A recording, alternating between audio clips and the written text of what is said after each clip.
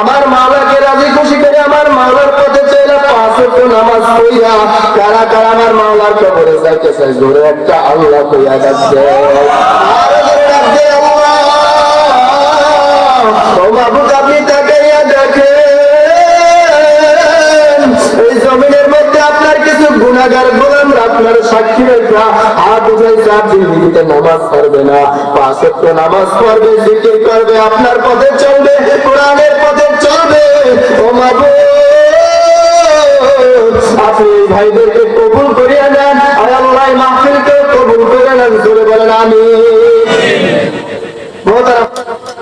আলহামদুলিল্লাহ আলহামদুলিল্লাহ নাহমাদুহু ওয়া নাস্তাঈনুহু ونستغفره ونعوذ بالله من شرور أنفسنا من يهده الله فلا مضل له ومن يضلله فلا هادي له ونشهد أن لا إله إلا الله وحده لا شريك له ونشهد أن سيدنا ومولانا محمدا ورسوله أما بعد فأعوذ بالله من الشيطان الرجيم بسم الله الرحمن الرحيم يا أيها الذين آمنوا صلوا عليه وسلموا تسليما محبة الشريف اللهم صل على سيدنا ونبينا وشفينا وحبيبنا مولانا محمد صلى الله عليه وعلى آله وأصحابه মুবারক সালাম আমি যদি আরো হতাম আমি যদি আরো হতাম মদিনার ওই পথ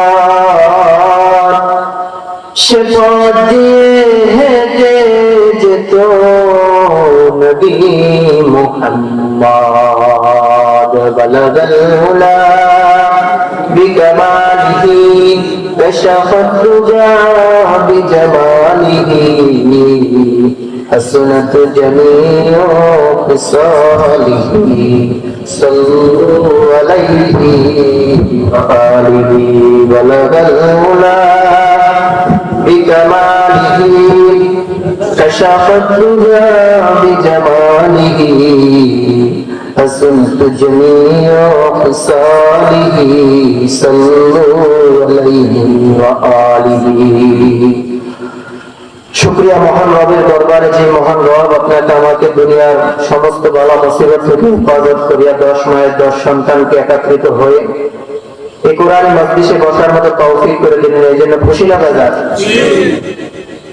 খুশি হইলে সেই মহান রব্বুল আলামিনের জবান থেকে একবার কালিমাতুশ শুকর উচ্চারণ করে আলহামদুলিল্লাহ খালি জায়গাগুলো পূরণ করে বসুন নবীজি বলেন সর্বোত্তম জিকির হলো আফজালুল যিকরি লা ইলাহা ইল্লাল্লাহ কোন জিকির লা ইলাহা ইল্লাল্লাহ জিকিরের মাধ্যমে খালি জায়গা পূরণ করব লা ইলাহা ইল্লাল্লাহ লা ইলাহা ইল্লাল্লাহ লা ইলাহা ইল্লাল্লাহ দ্রুত করে বসে দ্রুত অল্প সময় কথা বলবো তারপরে ইশারা আযান হবে ইনশাআল্লাহ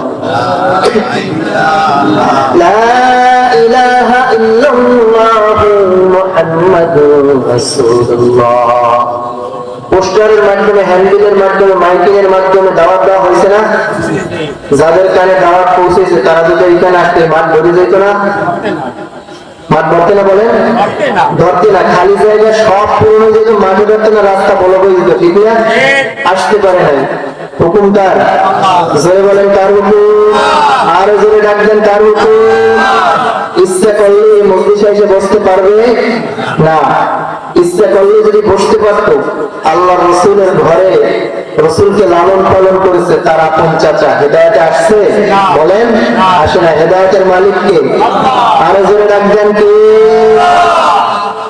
আমরা যেখানে আসলাম লাভ হইল না লস কেমন লাভ হইল? এখানে এসে একবার সুবহানাল্লাহ বলেন। সুবহানাল্লাহর ওজনটা কেমন জানেন? আল্লাহ বলেন বাইনাস সামাওয়াতি ওয়াল আরদ, আসমান এবং জমিনের মধ্যে যতখানি জায়গা আছে সব জায়গা সুবহানাল্লাহর বিনিময়ে নেক দ্বারা ভরে যাবে। সুবহানাল্লাহ, জোরে গান না সুবহানাল্লাহ। আমাদের কাজ কি? নেক না? দুনিয়া সুখের জন্য, নেক কামাই করার জন্য। নেক কাজের ভিতরে নামাজ আছে না নাই? রোজা আছে না নাই? হজ আছে না নাই? যাকাত আছে না নাই? পর্দা করা আছে না নাই? নামাজ যেভাবে ফরজ, পর্দাও ফরজ। পৃথিবীতে আসছি নেক কাজ করার জন্য। আমরা সাহাবায়ে কেরামদের মধ্যে প্রতিযোগিতা ছিল নেকের প্রতিযোগিতা। দুনিয়ায় আপনার আমার ভিতরে প্রতিযোগিতা হলো গুনার প্রতিযোগিতা, ঠিক না? নেকির কত মূল্য, নেকির কত দাম। একবার সাহাবায়ে কেরাম রাসূলের কাছে এসে জিজ্ঞেস করতেছেন, ইয়া রাসূলুল্লাহ, ইয়া হাবিবাল্লাহ, ওগো আল্লাহর নবী, নেকির কত মূল্য, নেকির কতটা দাম? সাহাবায়ে কেরামদেরকে নবী ডাক দিয়া বলে, ও আমার সাহাবায়ে কেরাম, নেকির কত মূল্য তোমরা জানো? ওই যে মদিনা শরীফের ভিতরে একটা উহুদ পাহাড় দেখো, ওই উহুদ পাহাড়টা লম্বা মাইলকে মাইল, চওড়া মাইলকে মাইল। ওই উহুদ পাহাড়ের ভিতরে যত পাথর আছে, মনকে মন, টনকে টন পাথর আছে। ওই পাথরগুলা যদি স্বর্ণে লিপিবদ্ধ করে দেওয়া হয়, রূপায় লিপিবদ্ধ করা হয়, ওই পাথরটা এক তলায় দেওয়া হবে। আর আমার মুমিন বান্দা একবার সুবহানাল্লাহ বলবে, ওই সুবহানাল্লাহ যত নেক হবে তার থেকে একটা নেক এক পাল্লায় দেওয়া হবে। তারপর নেকের পাল্লা ওই সোনার পাল্লা ভারী হবে না, বরং নেকের পাল্লা ভারী হবে। কত দাম নেকি বুঝতে পারছেন এবার? নাকি আরো বুঝান লাগবে? পয়গম্বর সুলাইমান আলাইহিস সালাতু ওয়াস সালামের জামানায় নবী সুলাইমান ছিলেন, তার অস্ত্র ছিল বাতাসকে অস্ত্র বানায় তার সিংহাসন নিয়ে চলতেন। একটা যুবক ওই জামানার ভিতরে যখন ওই সিংহাসনকে দেখলো, দেখে মাত্রই বলল সুবহানাল্লাহ, বলতেন না সুবহানাল্লাহ বলার সঙ্গে সঙ্গে নবী সুলাইমানের ওই সিংহাসন আর চলে না, সঙ্গে সঙ্গে থাইমে গেছে। জোরে গান না সুবহানাল্লাহ। এবার নবী সুলাইমান জমিনের দিকে নজর দিয়ে জমিনে চলে আসছে। যখন জমিনে চলে আসছে, যুবক এবার থরথরাইয়া কাঁপতেছে, না জানি কি ভুল করিয়া ভালাইলাম। নবী সুলাইমান চলে আসছে। নবী সুলাইমান আয়েশা ডাক দিয়া বলতেছে, যুবক তুমি কি বলছো যেই কারণে আমার সিংহাসন আর চলে না, থাইমে গেছে সঙ্গে সঙ্গে? যুবক ডাক দিয়া বলতেছে, নবী সুলাইমান আমি কিছু বলি নাই, আমি শুধু আপনার এই ছোটকে সুলাইমানের উপর দিক তাকায় বলছি সুবহানাল্লাহ। আরে পাগল, তুই তো সুবহানাল্লাহ বলো নাই, আমার তত্ত্ব থাইমে গেছে এই জন্য তুই সুবহানাল্লাহ বলতে দেরি হয়েছে। আসমান এবং জমিনের মধ্যে সমস্ত জায়গাখানি আল্লাহ তাআলা নাক দ্বারা পরিবর্তন করেছে, যার কারণে আমার তত্ত্ব চলে না। আমরা আসছি নেক কাজ করার জন্য, ঠিক না? সাহাবায়ে কেরামদের মধ্যে নেকের প্রতিযোগিতা ছিল, আপনার আমার ভিতরে গুনার প্রতিযোগিতা। আমার মাওলা পাক রব্বুল আলামিন ডাকে, ফজরে ডাকে, আসসালাতু খায়রুম মিনান নাওম, ঘুমের থেকে নামাজ ভালো, আর তুমি ঘুমাইও না,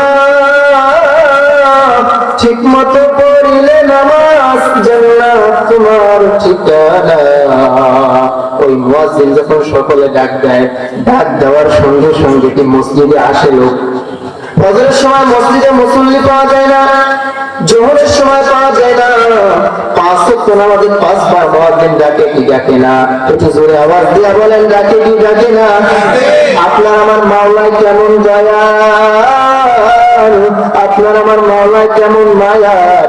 আপনার আমার মাওলা ইচ্ছা করলে ওই পাঁচ ওয়াক্ত নামাজে কি আপনার আমাকে পাই না, খানাকে বন্ধ করিয়া দিছেনি, বাতাসকে বন্ধ করিয়া দেয় নাই। আপনার আমার মাওলা জিহ্বা থেকে হাজার হাজার কথা বলি, এই কণ্ঠটা বন্ধ করে দিতে পারতো কি পারতো না? আপনার আমার মাওলা চোখ দান করছে, চোখটাকে অন্ধ বানাইতে পারতো কি পারতো না? আমার মাওলা ডাক দিয়ে বলে, বান্দা বান্দিরা, দুনিয়ার সমস্ত কুল মাকলুকাত আমার হুকুম মানে আলাম তারা আল্লাহ ইয়াসজুদু মান ফিস সামাওয়াতি ওয়া মান ফিল আরদ, আসমান এবং জমিনের মধ্যে যারা আছে, সাপ বিচ্ছু পোকামাকড়, যত মাখলুকাত আমি আল্লাহ বানাইলাম সবাই আমার মাওলার হুকুম মানে। তোরা নেমো খারাম হইলে আমার নেমো খারাম, তোদের কই ফজরে মুয়াজ্জিন ডাক দিয়া পাই নাই, আবার জোহরে ডাক দিতে পাই নাই, আবার আসরে ডাক দিতে পাই নাই, আবার মাগরিবে ডাক দিতে পাই নাই। আমার মাওলা বলে বান্দা বান্দি তারপর তো এসে ডাক দিলাম, আমি তোদেরকে পাইলাম না, আমি রাগ করিয়া বাতাস বন্ধ করিয়া দি নাই, আমি রাগ করিয়া তোর খানা বন্ধ করিয়া দি নাই, আমি রাগ করিয়া তোর চোখে দেখার পাওয়ার নষ্ট করিয়া দি নাই, তুই যে মুখ থেকে কথা বলো ওই কথা বন্ধ করিয়া দিলাম না। আমি মাওলা বড় দয়া, আমি মাওলা কেমন দয়া করে ডাকি, কুল ইয়া ইবাদিয়াল্লাযীনা আসরাফু আলা আনফুসিহিম লা তাকনাতু মিন রাহমাতিল্লাহ ইন্নাল্লাহা ইয়াগফিরুয যুনুবা জামিআ ইন্নাহু হুয়াল গফুরুর রহিম।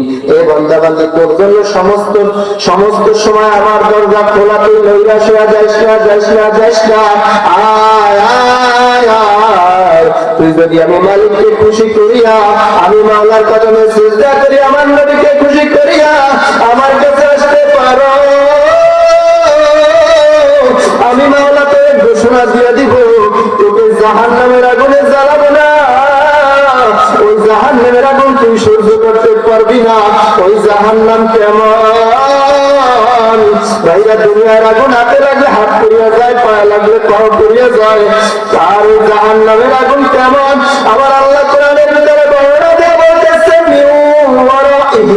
জাহান্নাম, ওই জাহান্নামের আগুন যেখানে লাগবে সঙ্গে সঙ্গে কলিজা পর্যন্ত গুনাহ হইয়া যাইবে। আল্লাহ আমাদের সকলকে মাফ করিয়া দেয়।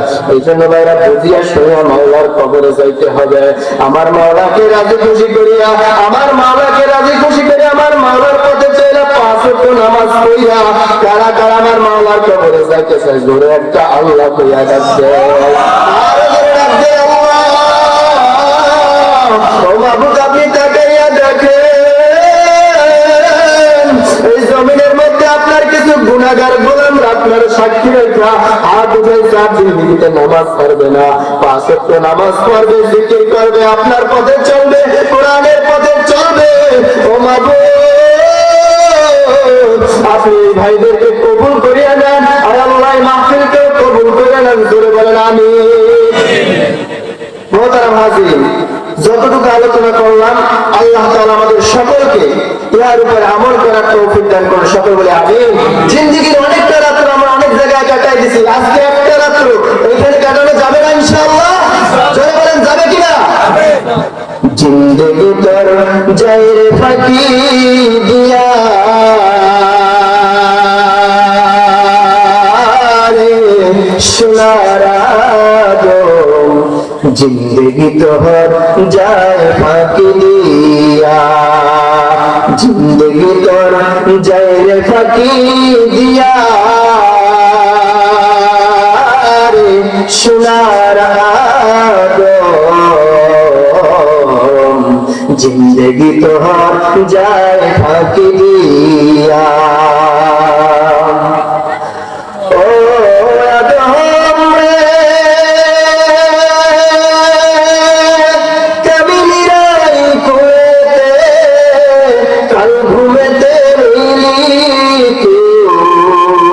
সারা জীবন কাটাইলি ঘুমাইয়া ঘুমাইয়া, না সারা জিন্দগি মারে ঘুমে ঘুমে কাটিয়ে দিয়েছি ভাই।